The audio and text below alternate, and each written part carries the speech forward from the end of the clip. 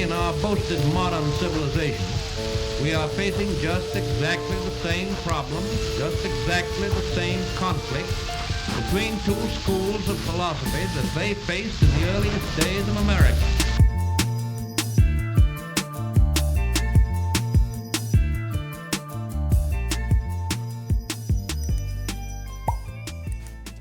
Beginning around 1990, San Francisco started having a problem, a really big one. See, back in 1960, the Bay Area began enforcing strict zoning regulations. This blocked the construction of any buildings over 40 feet tall, as well as instituting a good neighbor policy, allowing more input from the surrounding block on certain building regulations. In direct result to those new laws, between 2007 and 2014, San Francisco only built about half as many new homes as needed for their expected population growth. Furthermore, the nearby Silicon Valley has flown in many high-paying jobs, pushing lower-income tenants from locations they'd called home for generations. And because of these causes, San Francisco has had to overcompensate with some of the strictest rent laws in the country today. One of these such laws was called the Ellis Act. The Ellis Act allows landlords to kick out their tenants if they agree to never rent out their property again. Hundreds of renters have now been forced out through this act. Enacted in 1985, it was meant to allow landlords to pull from the rental market despite government pressures the other way. It was created in response to California's Supreme Court decision, Nash versus the City of Santa Monica, which held that municipalities could prevent landlords from evicting their tenants for any monetary reason. This was a law that was meant to allow landlords to re-engage with certain properties that they had been renting out for decades and now wanted to return to as their primary residence. But all it ended up accomplishing was allowing and facilitating yet another way to push out low-income families from homes that they had lived in for, again, generations. Through the 1960s, San Francisco offered a vibrant, diverse populace within a thriving migratory market. However, by the 1990s, due to an influx of tech companies, tourism, and a lack of new housing production, San Francisco saw a rise in average rent costs by over 50%. This process is more commonly known as gentrification. It is the defining term behind situations such as classic housing in San Francisco's Mission District, which makes up nearly 5% of San Francisco population, but saw over 14% of the total evictions just in 2000. This has had a tangible impact on San Francisco's homeless population, with numbers soaring past 6,500 as of 2013. Now in 2020, things have only fallen further. This, to be clear, still doesn't account for adults living with their parents or couch surfers. And truthfully, this all points to San Francisco's real issue at the heart of this rent crisis, which is wealth inequality.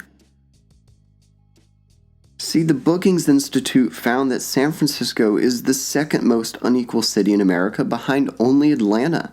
Specifically, the 95th percentile of San Francisco easily makes more than $350,000 a year, while the bottom 20th percentile only manages to bring in roughly $20,000 a year. And the nightmare is intensifying. From 2007 to 2012, the same bottom 20th percentile lost over $4,000 a year, while the wealthiest, that same 95th percentile, the top 5% earners in San Francisco, gained nearly $30,000 in income a year. We may not have kings, but we certainly have dukes and duchesses. And this pseudo-modern aristocracy significantly plays into deep-rooted issues, ensuring an entanglement of business ventures with the city's future, such as with Salesforce Tower. But funny enough, building restrictions aren't exactly what's keeping the crisis in DEFCON 1. And the city's homeless numbers are growing because of it. Evictions are the physical manifestation of this pain. In 2020, it is not uncommon for San Francisco to see nearly 600 of them a month. With faultless evictions also on the rise by 115%, as well as the before-mentioned Ellis Acts evictions, which are on the rise by 175%.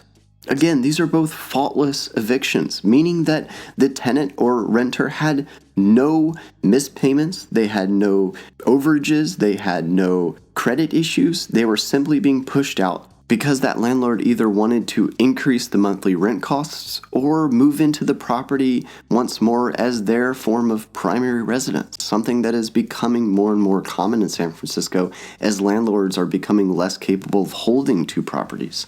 Something to note is that San Francisco does hold the second most dense population in the United States, with nearly 900,000 people within just 47 square miles. Still, through all the darkness, past business failures actually offer the homeless and gentrified a glimpse at a better future. When the dot-com bubble burst, it allowed rent prices to submerge back to normal, and many economists offer similar signs in today's tech boom. So if tech was to leave San Francisco, it would allow rent costs to equal out again to a fairer and far more equitable average.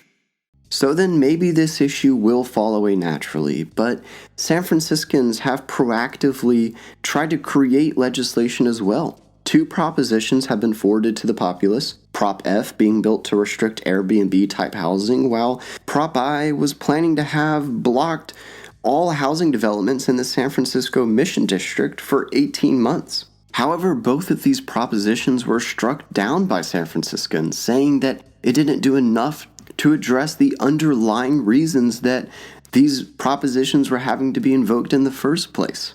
And signs of this showed up in other parts of the government when San Francisco's city supervisor, David Campos of District 9, passed 2 city ordinances. Both were struck down before ever being able to be enacted.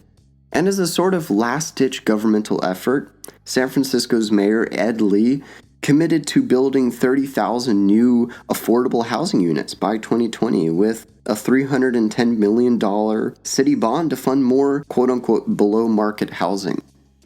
So there is hope. The crisis is undoubtedly difficult to fix, but not only are nonprofits working, but many San Francisco government agencies are beginning to as well. But establishing living rights for all, especially within their birth cities, needs to happen. It will take work both from activists and elected officials, along with a healthy serving of empathy, but it will work towards a lasting solution. San Francisco has shown itself capable time and time again, and is showing no signs of shying away now from changing the fundamental way it works for everyone.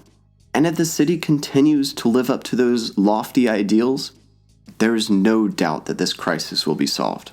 And for the future of us all, we better get educated and find solutions.